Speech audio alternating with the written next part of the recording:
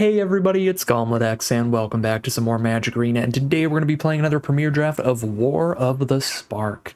Without further ado, let's get into the pack 1 pick 1, which I think is going to be Eternal Skylord here. It's pretty much tied with the next powerful cards, the Casualties of War, and the Ral's Outburst and power level. However, this one manages to stay mono-colored, so we can play it in blue-black, blue-red, blue-white, or blue-green, so it makes it more flexible, and it's just a great 2-for-1. 5 mana for a 3-3 and a 2-2 flyer is already good, and there's plenty of other ways to amass, so this could make your zombie army a super big flying threat later in the game. So big fan of Skylord, also a big fan of Outburst for 2-for-1 removal, and Casualties for 2-for-1 removal, but they are definitely more color restrictive, especially Casualties of War. You got to be deep into green and black for that one. For pick number 2, we can continue down the Amass train, heading into blue-black with this Vizier of the Scorpion. This is going to amass 1 when it hits the board, so it'll be 3 mana for a 1-1 and a 1-1 Death Touch, and it's going to keep giving our future zombie tokens Death Touch as long as it's around, so seems like a pretty good synergy piece to go with the Eternal Skylord. It is competing with Ob Nixilis's Cruelty, which is great instant speed removal. It's also super cheap. It exiles as well to prevent any graveyard recursion. So this is actually a pretty close pick between these two. And you know what? Actually, I've been having some experiences where removal has been drying up super fast lately because it is really good removal in this format. So I'll actually go ahead and take removal super highly here and grab the Cruelty over the Great Amass card. Speaking of Great Amass cards, Toll of the Invasion is an awesome one. It is a 2-for-1. It's going to be Hand Disruption, letting us discard our opponent's best card out of their hand, while also helping us commit some more power and toughness to the board with the Amass Mechanic. So these kind of cards are great, as we saw with Torment of Gollum in Lord of the Rings as well. So pretty happy to take Toll of the Invasion here. Honestly, it's my favorite card in the pack regardless of color, but definitely my favorite card to go with our first 2 picks. Pick number 4, things are getting a little bit more dry. There's just a Sorin's Thirst for OK removal. It's only 2 damage and it requires double black. There's a Conjurant which can fit into any deck just as an X mana XX. It does like wither away while it's being dealt damage, so it's not quite as good as just a pure X mana XX, but it's still flexible, it's still decent. Crush Descent is okay. It's kind of a lot of mana for the counterspell, but you do get an army out of it at least for that extra mana you're paying. Yeah, I think Thirst or Conjurant are where it's at here. We can also take Mayhem Devil if we don't want to be married to blue yet. This is a great card for Rakdos Sacrifice. I think these are strong enough, though, to not get too speculative here. I will go ahead and take the Conjurant. Pick 5, I am a big fan of Vraska's Finisher. This card performs a lot better than it looks. 3 mana for a 3-2. When it enters the battlefield, you destroy a creature or planeswalker an opponent controls that was dealt damage this turn. Well, that is really good with all of your Amass 1 cards. You're going to have 1-1 armies running around, and being able to trade those 1-1 armies up into big blockers from your opponents, or even into your opponent's planeswalkers, is a really excellent way to use them. It's just more powerful if your future Amass cards are creating a brand new creature rather than just buffing up the first one, because then you're constantly making sure there's still 2-for-1s instead of just moderately buffing your army. So I'm really happy with Vraska's Finisher here, sticking to black. We're pretty deep into the color now.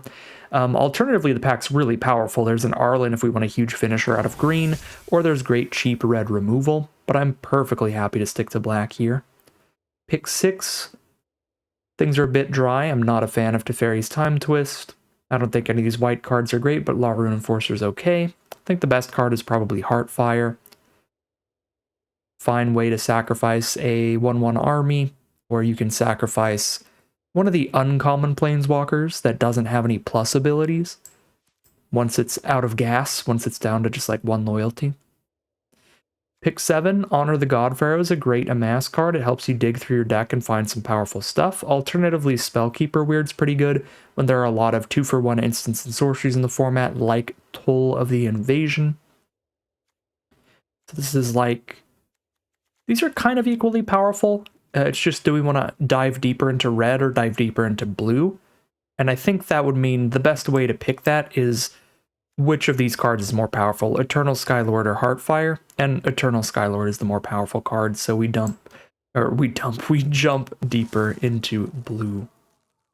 Pick 8, Spark Harvest, slam dunk. Slam dunk. Spellkeeper Weird's also pretty great, and Sky Theater Strix is perfectly fine. But Spark Harvest is definitely better than those other two. Even Burning Prophet's great in red. There's a lot of non-creature spells in the format.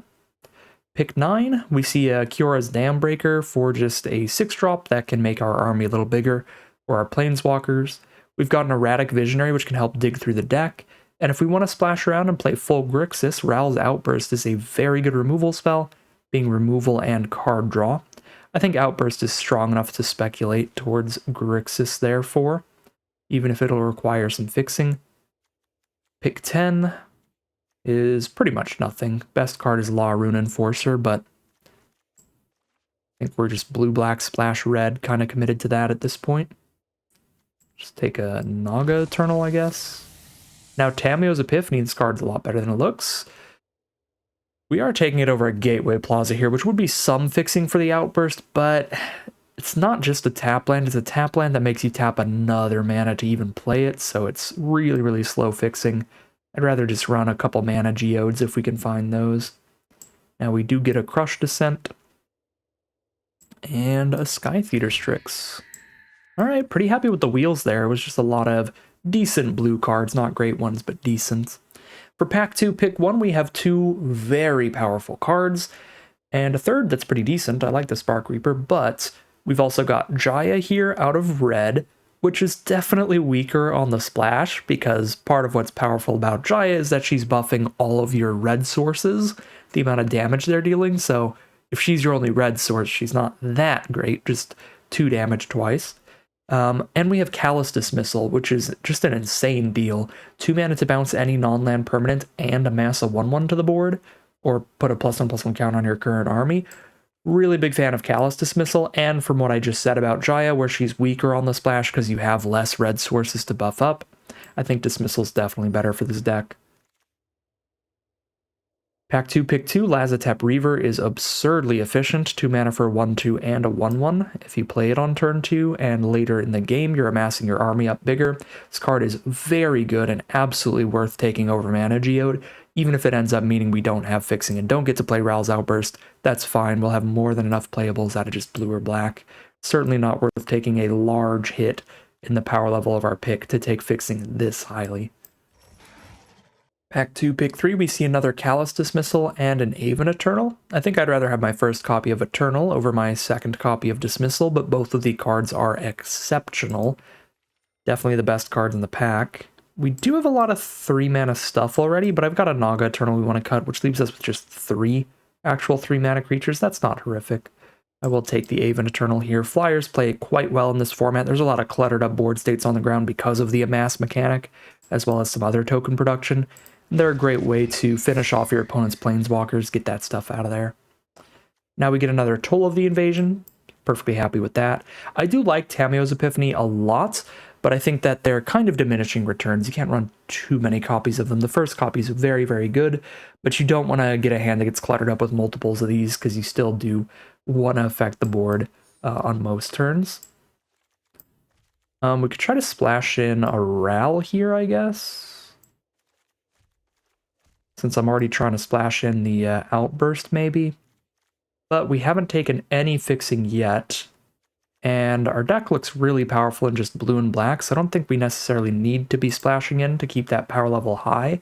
There's a very powerful on-color card with Augur of Bolas. 2 mana for 1/3 that draws into an instant or sorcery. Really good in a deck that has a lot of the amassing instants and sorceries like Callous Dismissal, Toll the Invasion, and our deck has a lot of those, so I'm going to take the Augur of Bolas here. Plus, it's got Bolas in the name. I mean, you can't.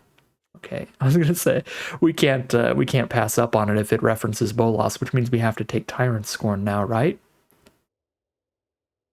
Yeah, it might be technically better to take Thunderdrake or Toll of the Invasion, 2 very good commons, but this is still great interaction, great instant speed removal, and look at that artwork. Do you think I can resist as the #1 Bolas fan? Pick 7, Aven Eternal. I'm so happy to be in blue in this draft pod. Pick 8. Now we get a Thunderdrake. Decent flying finisher. Might be able to get beefy as you're casting some cheap spells. Pick 9. We're not splashing Honor the Godfrow, so we'll take a Gateway Plaza. if we really want to end up splashing. Flux Channeler's fine with a bunch of Toll of the Invasions and Callous Dismissals and stuff. Visionary's fine for digging through the deck a bit. Flux Channeler's a little cooler, and I'm not so sure either is going to make the cut, but take the Flux Channeler, have that option. Pick 11 Callous Dismissal? Card is so good. I mean, Trusted Pegasus is like White's best common too, in my opinion. One of the best things White can be doing is getting pretty aggressive. All right, second Epiphany I think is still better than just like another Sky Theater Strix here. And Bond of Insight is not bad at all.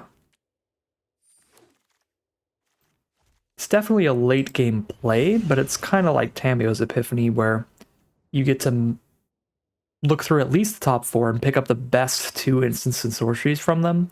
And that includes spells you've cast earlier, like your own Ob Nixilis's Cruelties and stuff, which, speaking of, is definitely the pick out of this pack. Eternal Taskmaster is solid when it gets rolling, but it hits the board tapped. It's pretty slow. Your opponent has time to interact with it, and you're probably not going to have creatures in the grave until much later in the game.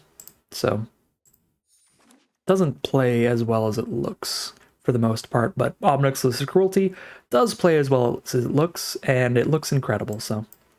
Take a Lazotep Reaver here for more 2-drops to play on curve and just get that army rolling in. Bolas' Citadel is fun, but by the time you're casting a big 6-drop card that doesn't immediately impact the board, your life total is probably low enough you can't really utilize it too much.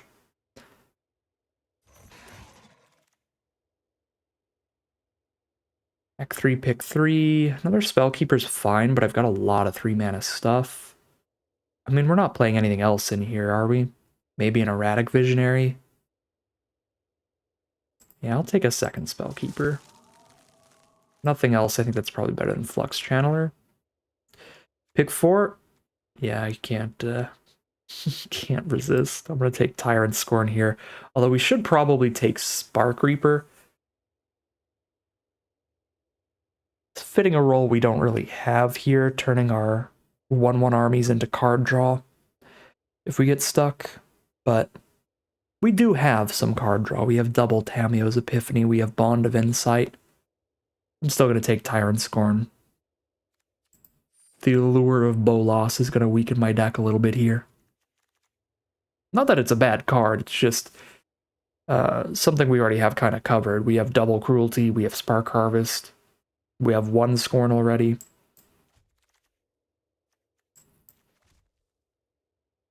Pick 5, another Vraska's Finisher could be fine. That's about it. These other cards are all quite weak, quite filler. Outside of like Burning Prophet, which is not a splash. And I already think I'm cutting the Outburst at this point. Maybe even the Conjurate, honestly. Oh my god. Good grief. We've got another Augur of Bolas. Again, great with all the Amass instants and sorceries, because then it can also hit like creatures, basically. We've got Bleeding Edge, which is basically a 3-mana 2/2 that kills one of your opponent's creatures too, which is absurd as a 2-for-1. And we've got Aven Eternal, again, for our 3rd copy of that. We've got Ob Nixilis's Cruelty for our 3rd copy of that. Ooh, sweet draft pod. There's also Saheeli, which isn't terrible here. So we have a pretty good non-creature count. But Bleeding Edge, as basically just like the 3-mana Ravenous Chupacabra, is pretty insane. Another Bond of Insight looks solid. Lazotep Reaver looks solid. I love this draft pod. I'm going to take another Reaver here. Pick 8. Nothing much here. I think I'm going to rare draft an uncommon for Vault Progress. I don't think I'm going to play. I already cut the first Crush Descent. Pick 9, Contentious Plan. I don't think I'll be playing. We could, because it will proliferate onto our army, but if it's just 2 mana, get a +1/+1 counter, draw a card that's not that good. You do want to have multiple permanents with counters on them to really get going with your proliferate stuff. I don't really want a 3rd Epiphany, and I'm already cutting the first Contentious Plan, so we'll take Erratic Visionary as an option. Now rare drafted uncommon that I'm probably not playing. I mean, this isn't horrible for this deck. Got a lot of Amass 1, so if we want to go wide rather than tall, we can stack up those 1/1s into the Dread Malkin instead and keep making more 1/1s. Still probably doesn't make the cut, though. I really do want to do an Invade the City deck at some point, but we're on 0 fixing. I'm not going to go for it here.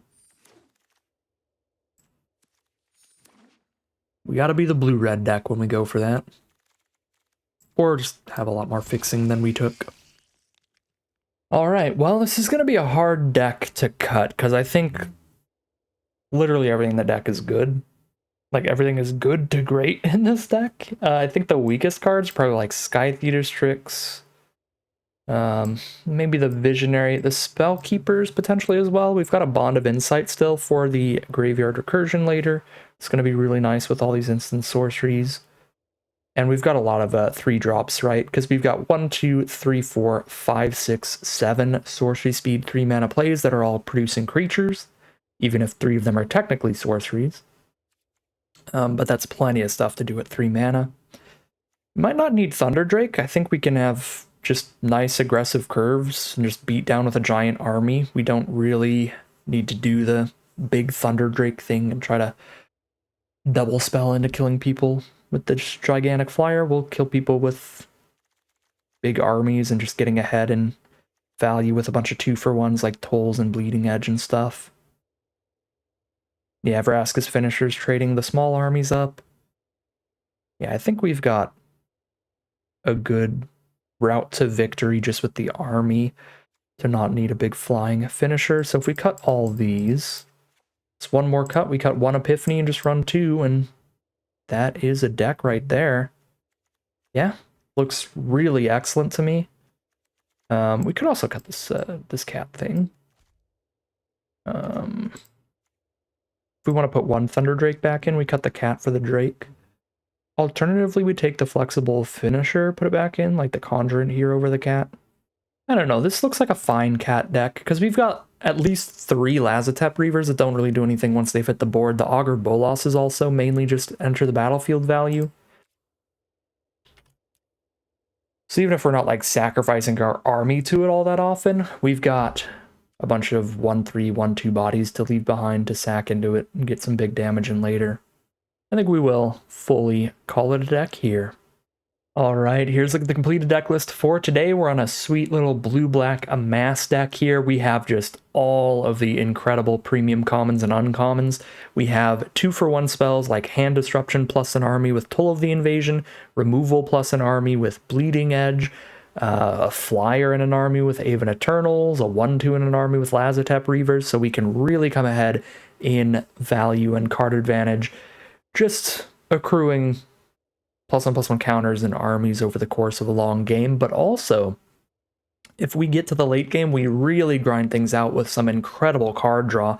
We have 2 copies of Tamiyo's Epiphany, as well as a Bond of Insight to pick up our best instants and sorceries that we've cast throughout the game. So we really grind out the long games well, and there's tons of ways to clutter up the early game too. So I think this deck really has everything it needs to be well positioned against almost any archetype, and I'm very excited to see how it does as we head into the gameplay.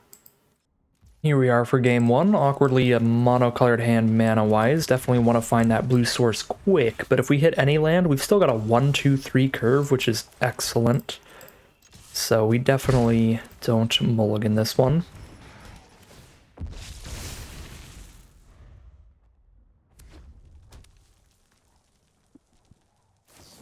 Ooh, Pyro Helix, incredible deal from the Pyro Helix, perfect removal to have there, and that's a big miss. We have failed to draw land for our first 2 draw steps. Any land would have been Toll this turn, which would have been great. Our opponent goes for a Jaya's Greeting during their upkeep to go ahead and scry, looking for a land, scrying to the bottom. I guess we don't know if they're looking for a land, but if they're desperate enough to scry in their upkeep, they probably are.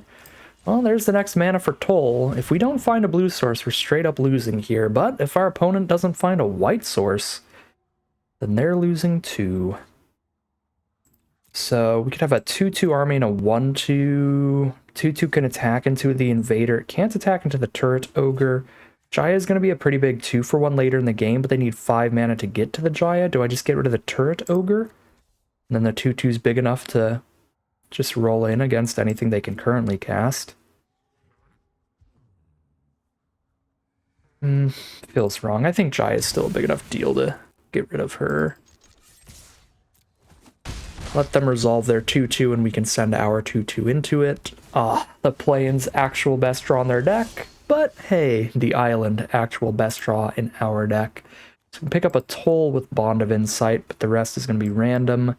We could Augur into something random, or we can just Epiphany here. I think we've got time to Epiphany against just a 4/3. Well, there you go. Scorn and Toll for the draws. Lands are kind of valuable here. I don't hate top decking my land for next turn, but it is islands over anything else that are really valuable. But even a swamp is going to let me go Tyrant Scorn and Toll in the same turn, or Augur and Toll in the same turn. Yeah, being able to cast both of these is pretty big. So we'll keep one of these lands, even though I wish it was an island instead of the swamp here. It's still going to be important to be able to cast Toll and commit stuff to the board separately with an Augur. Alright, there's the Invader. So now we Toll again and see exactly what's going on in there. Their next draw was a Manticore that needs 6 mana. Got a Wanderer's Strike, but they have nothing to proliferate onto yet. I don't hate that. Tyrant Scorn can't kill the Griffin.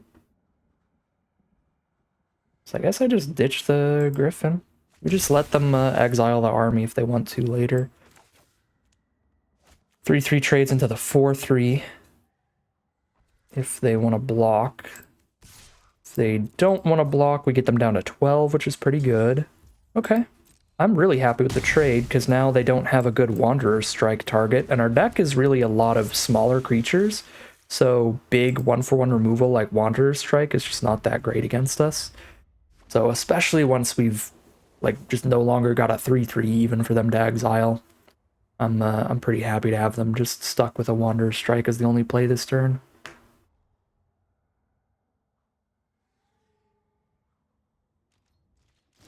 Yeah, so they don't even cast it because it doesn't really do much here. Now I can Bond of Insight because we're not under any pressure. Grab a Scorn and a Toll. I'll grab an Epiphany and a Scorn. Because if they top deck a land next turn, I'm just tolling away Wanderer's Strike, which I don't really care about anyway. And they did hit the land. So yeah, they just resolve Manticore and then... Oh yeah, first strike. Oh, we blocked there. I was going to say we can get the kill. No, we can't. It's got first strike. It'll first strike away that and then just bounce. Okay. So now I can just dismissal the army. So I got a Vraska's Finisher here, which is sweet. Alright. I mean, they could just not block. But if they do, we Vraska's Finisher and we're really well set up. Perfect. Let's go. MVP Vraska's Finisher. There's the Wanderer's Strike, clearing out our 3/2. Again, part of what I was saying about that not being super great against us. 5 mana removal to clear out a 3/2 is just not excellent.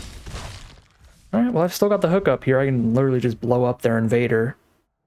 And they've got nothing left. Yeah, that was big stuff. I mean, that's exactly what our kind of deck idea was. It worked out perfectly. Outside of the mana issues, each player had mana issues there. We both solved them at about the same time, so nice to see somewhat fair game mana issues wise when it could have ended disastrously for either of us.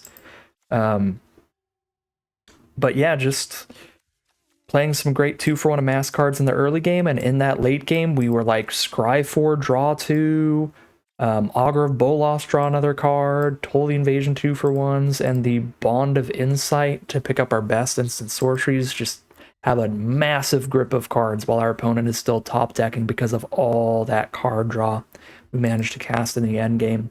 Super sweet stuff to start things off. Definitely, hopefully, a good omen of things to come as we head into game 2.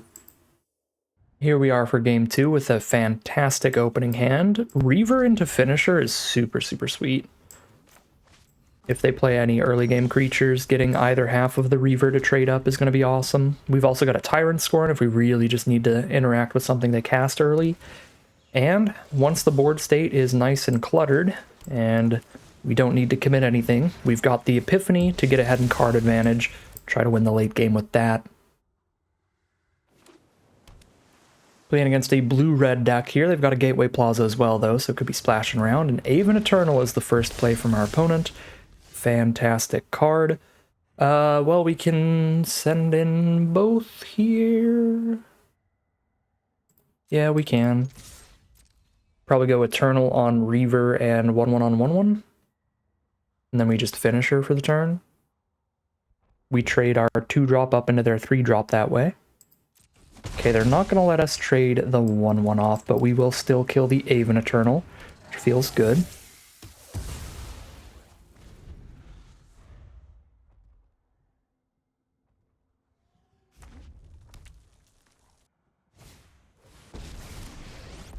Alright, Tybalt's pretty nasty.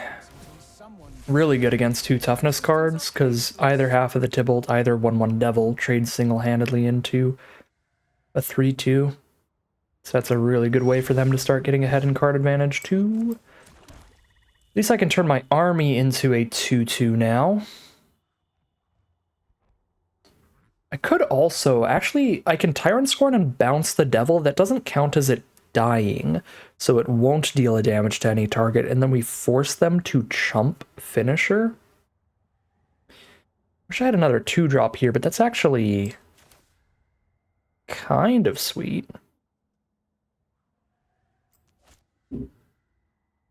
I mean, if I toll and then I have a 2-2 and a 3-2 and I send them both at Tybalt, the 1-1 trades up into the 3-2. The 2-2 either stops Tybalt from making another Devil or kills their army. I think either way is kind of fine there too. And then we get to know what's going on in their hand before we do anything else. Alternatively, I could cast a 4-drop because then I can cast Scorn and Toll next turn. But then I'm not interacting really on this board at all. I think we're going to go for the Toll swing at Tybalt. Just really want the information on exactly what I should be playing around. Like, part of the value of these kind of discard spells is seeing the hand. Bolt Bend. 3 less to cast or control a creature power 4. Change target of a spell or ability with a single target. And then they just have a +2/+1 haste trick. Interesting. Okay, well, goodbye, Krenko. No +2/+1 haste to you. So I guess they can trade their 1-1 and their sprints into killing my army? It's fine. Then their hand is only Bolt Bend. If they cash that in to trade up into my 2-2.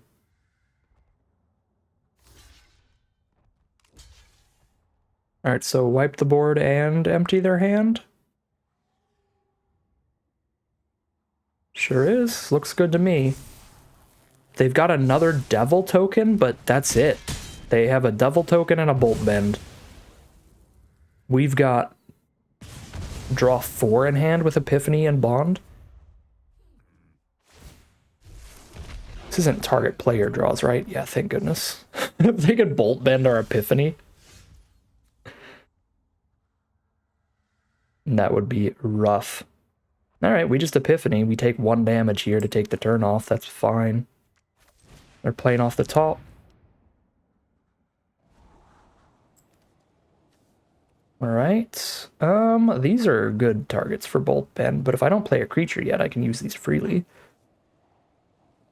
I definitely want another Epiphany here, and then we can pick up double Epiphany with Bond, and very little they can do. I think I've got 2 more lands in hand. I can just keep all these, actually.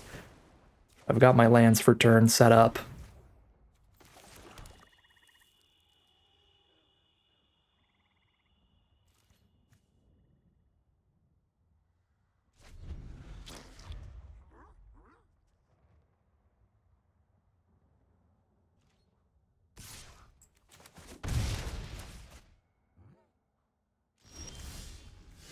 Sit here taking one a turn while I get really far ahead. In cards, not on board or life total. Okay, interesting. I don't hate having one of these lands. And I've got a double black spell, but no double blue, so we'll take a swamp.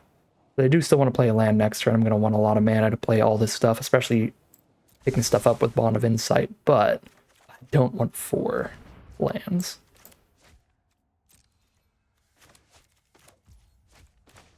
Well, this is some full Dimir control nonsense over here.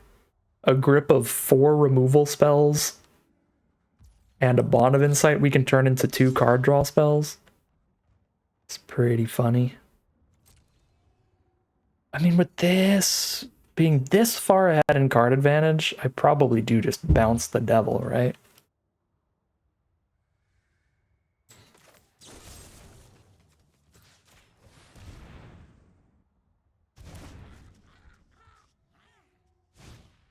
Spellgorger Weird. Well, there's a target for the second Tyrant Scorn.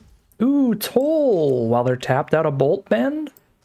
Don't mind if I do. And even if they had Bolt Bend mana, that can't stop Toll. It targets an opponent. They can't target me with my own spell, because I am not my own opponent. I mean, I kind of am sometimes, but not this game. Bolt Bend's still annoying, but we can just keep playing around it. Heartfire means Tybalt can get thrown for 4. I think we just ditch the Ral's Outburst to keep them behind on cards as long as possible. Just kill the Spellgorger Weird while they can't Bolt Bend. Yep, save the bigger removal for bigger stuff.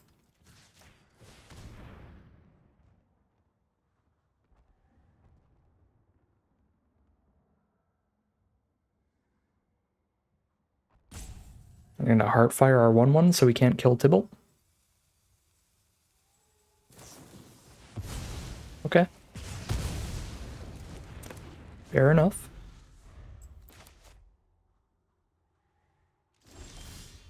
Ooh.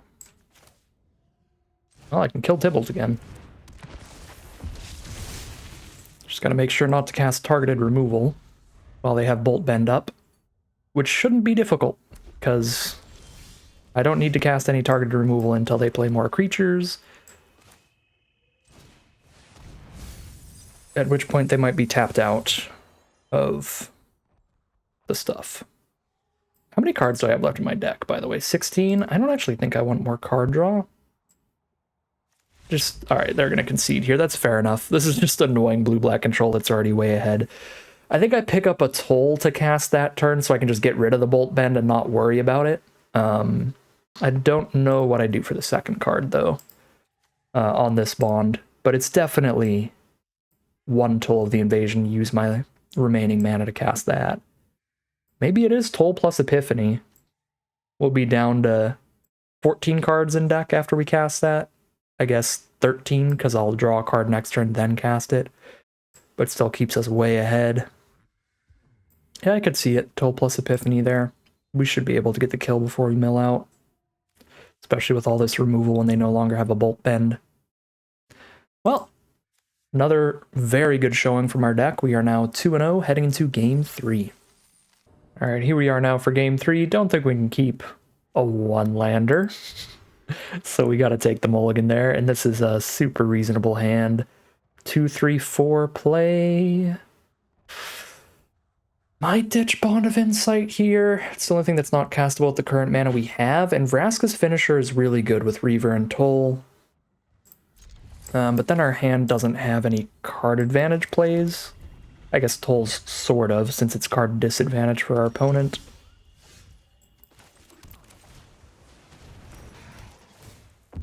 But we don't have a way to come back in card advantage from taking that mulligan here. Playing against black-green, there's a Pollen Bright Druid to start things off.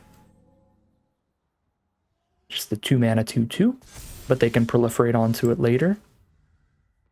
Go ahead and Toll. Let's see what their best play is. So they've got Vraska, they've got Leyline Prowler, Spark Harvest, Evolution Sage, Triumph. Oh boy, so Triumph's pretty bad against us. Evolution Sage is pretty nasty with the Vraska and with the creature with a counter on it. We've got double Tyrant Scorn though, right? So we just leave them with the creatures and get rid of the Planeswalker. Let them keep removal against our deck that's mostly small creatures anyway. I think that's where it's at. And they do not want to trade Pollen Bright Druid off, because if they keep hitting lands, then they can Evo Sage up the Druid.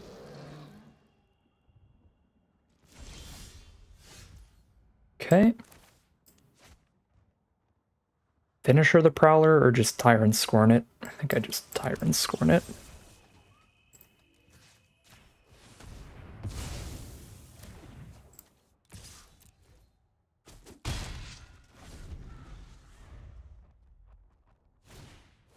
Evo Sage, did they top deck the land? Sure did. Well, we can Finisher one of these and Scorn the other.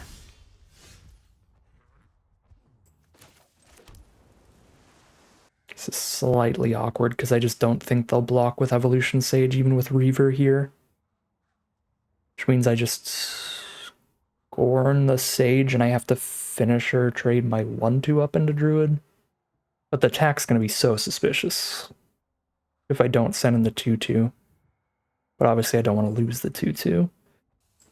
Yeah. It is what it is.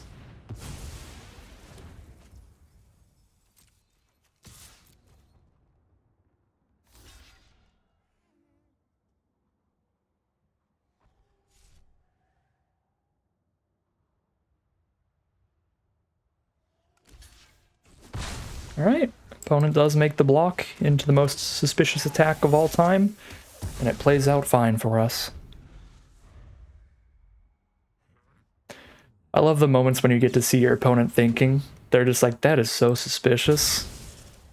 But maybe just something in my eye?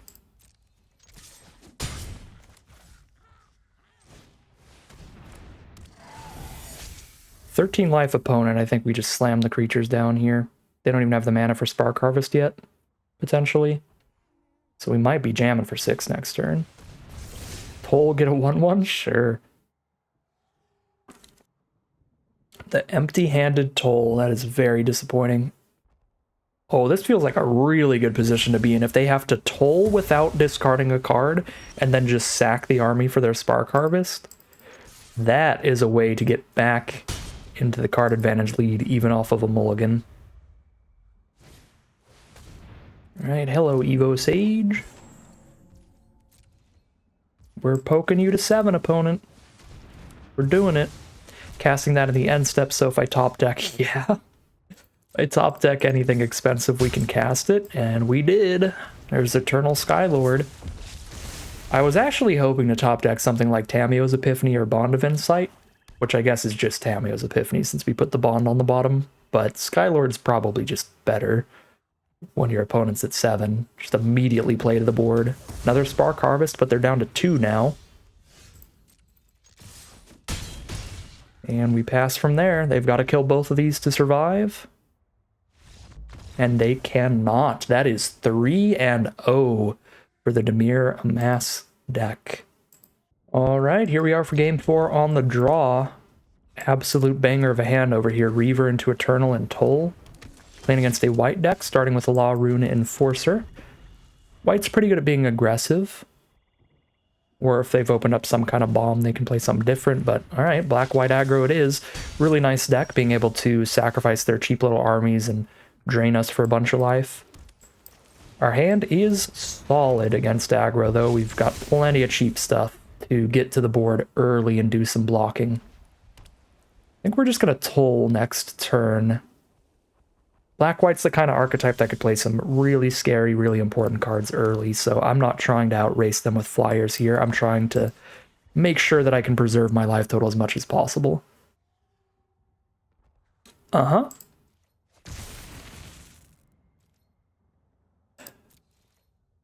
Never want to see this card again.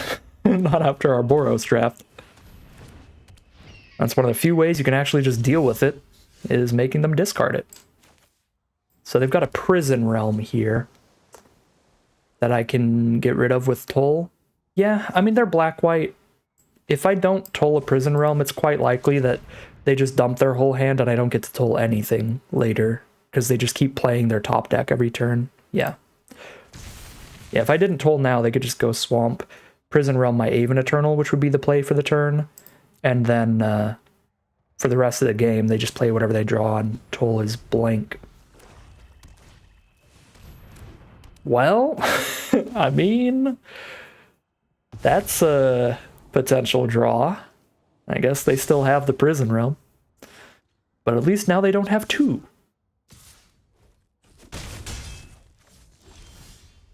Okay. Solid turn here. Aven Eternal Lazotep Reaver. And the Law Rune Enforcer goes by mana value, not power. So it cannot tap our army ever. So as long as we've just got like a 2/2 army, they cannot send in on the ground. And as long as I've got a 2/2 in the sky, they can't send in the sky. But Law Rune Enforcer can actually tap the flyer because of its mana value. Tyrant Scorn? Alright, we can clear out 2 of these and just start going to town. They're down to 1 card in hand. I only need to clear out 1 to start getting in. Right, I can go to combat. If they don't tap, I declare the attack. Sweet. Oops. Okay, so they didn't tap, which means I do get to go ahead and Scorn the War Screecher and then cast Aven Eternal post-combat.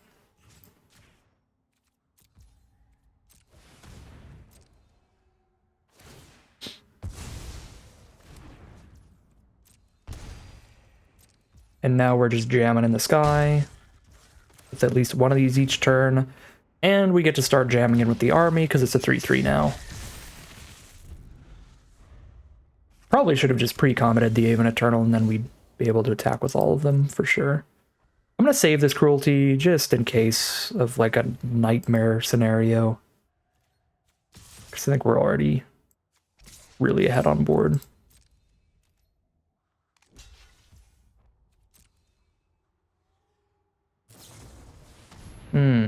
That's kind of annoying. And we're still definitely in the lead.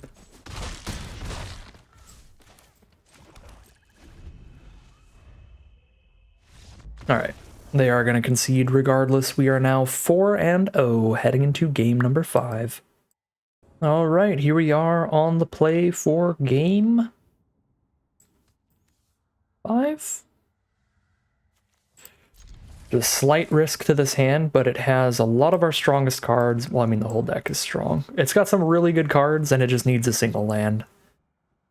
Any land in the entire deck, so there are 15 excellent draws out of these 33 cards. Alright, and it looks like just a free victory for that round. Opponent just did not show up in time. Here we are for game 6. We are now 5-0. This is an excellent start. If they play any cheap creatures, we can Bleeding Edge. If they don't, we just play an Aven Eternal.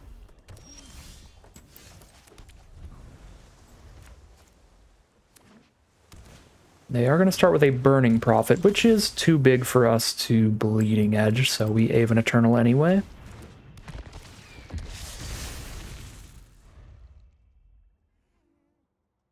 I guess I could use Bleeding Edge like a Vraska's finisher, just post-combat. We lose the 1/1, but then we get a 2/2 and kill the Prophet. Ugh, not if they Callous Dismissal. Callous Dismissal, very, very good against armies, because it just bounces the token entirely. Okay, we can Epiphany for now, which does mean taking a considerable amount of damage next turn, but it also means that we get to play Bleeding Edge and Reaver. And be super mana efficient next turn, which I think is worth it. Plenty of mana here. Let's pick up the non-lands.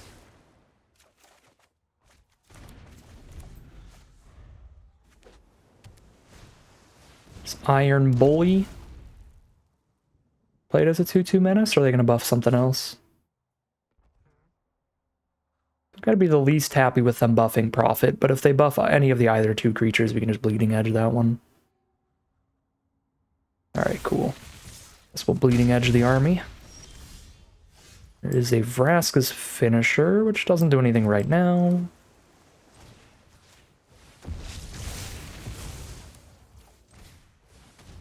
but it is a good card to have here. Now that we've got a 1-2 on board. Our opponent has hit their 4th mana now. They were stuck a little bit. Got the perfect mana to cast Eternal and Finisher next turn. Goblin, yes team. It's a +1/+1 counter elsewhere? Sure, I trade my 2-drop into the 4-drop, give you a counter. Buff the Prophet. Cool, so they can double block our 3/3 army. We kill both their creatures thanks to Vraska Finisher's ability. Or they could single block if they just want to bounce off. Okay, they do double block, so this is going to be a board wipe for everybody. Oop. And we'll get a new army.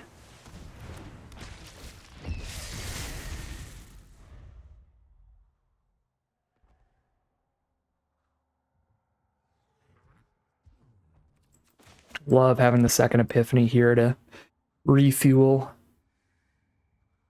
Got an excellent board state, but we're running low on cards here. Well, that's the perfect draw. I was going to say, that is a roadblock against these Eternals. Nope, not if we hit the Omnix's Cruelty, and our opponent is so over it. We are now 6-0, undefeated as we head into the final battle, which means that we have 3 shots at it, 3 rounds in the chamber, heading into the final boss. And here we are in the final battle on the play. We don't actually have a 2-drop here because since we're on the play, they're not going to play a 1-mana card for us to bounce. So we don't get to Dismissal turn 2. Oh my god, the draws are perfect. We now have a 2-drop. It's Augur of Bolas picking up Omnix's Cruelty. Whew. This deck has been playing perfectly. Send in. If they bounce off each other, we Finisher. Finisher is so deceptively good. God, I love this card. 3/2 plus blow up your 2-drop. It just has found so many great lines for us. Let's just stay aggro and play to the board, honestly. Dismiss the weird. Go for full damage right now.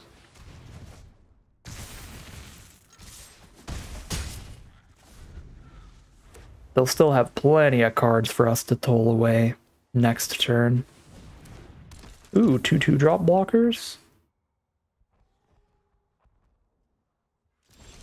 No, just 1 and hold up 2 mana for Pyro Helix or something?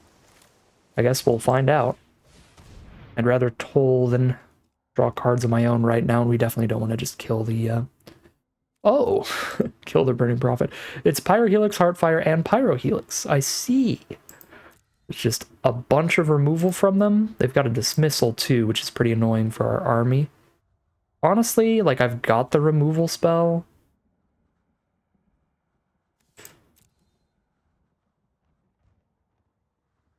I think I just get rid of Dismissal and we can just Cruelty the weird.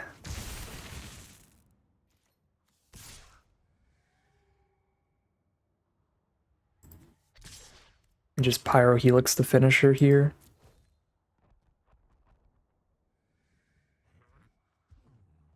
But we get in for 3.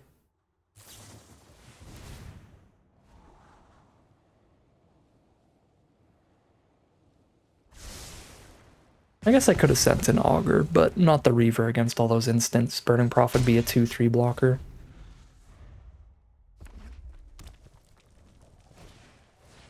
Alright, there's Spellgorger.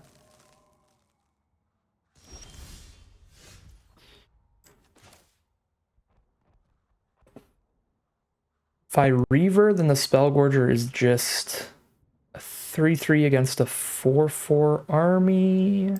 And I don't want to Cruelty into the Heartfire. I want to wait till they tap out of that and then kill whatever's left. So they have to block plus Pyro Helix and lose both the cards. Or they have to just Heartfire it, which is also losing 2 cards because they just sack the creature and discard the Heartfire.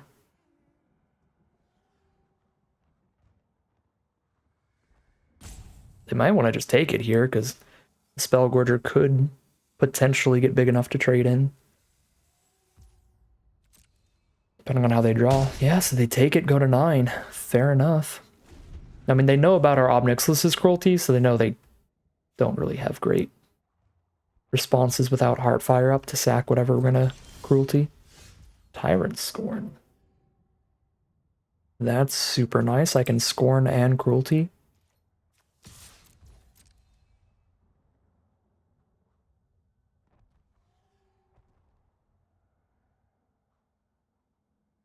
I mean, they're the one under pressure here. We don't have to do anything. Well, that was a good top deck.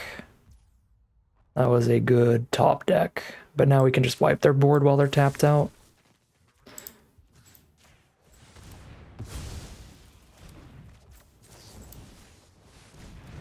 Alright. They've now got Pyrohelix, Heartfire, that's it. They're playing off the top, but they did scry to the top, and it's another Burning Prophet. So a 2/3 blocker with a Pyrohelix up.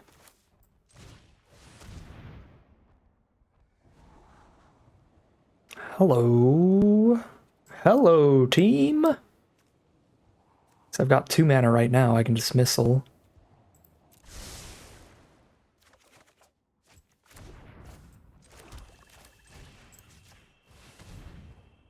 They could Heartfire in response to Dismissal, but that would be wild. So then our Dismissal just turns into full-on removal here. Alright, cool.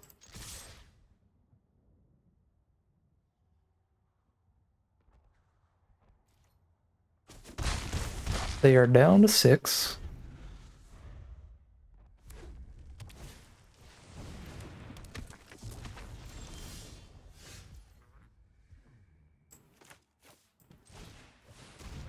Buff the army, send in with the whole squad.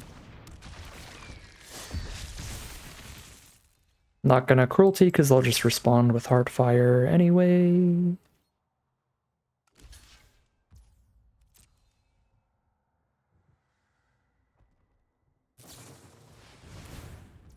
Okay, I guess I can cruelty now. And then they Heartfire, kill the 2/2, still take 3.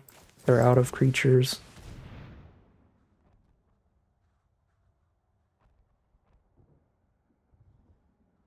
I guess it'd be like the same scenario either way. They kill Aven Eternal and the 2/2 on the ground.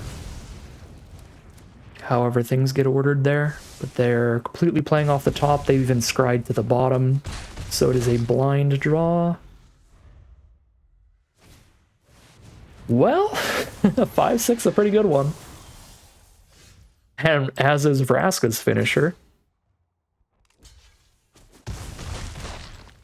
And they already have to hit twice in a row to not die. If they miss next turn and hit a land, then they're already done on board. But the finisher off the top is just the salt in the wound there. Incredible run for this deck. Really, really, really nice deck, showing off the power of Amass as a mechanic in this format. I mean, it's a super powerful mechanic in the Lord of the Rings set as well, but this was just a really, really sweet deck. Great blue-black deck that could play aggro, it could play control.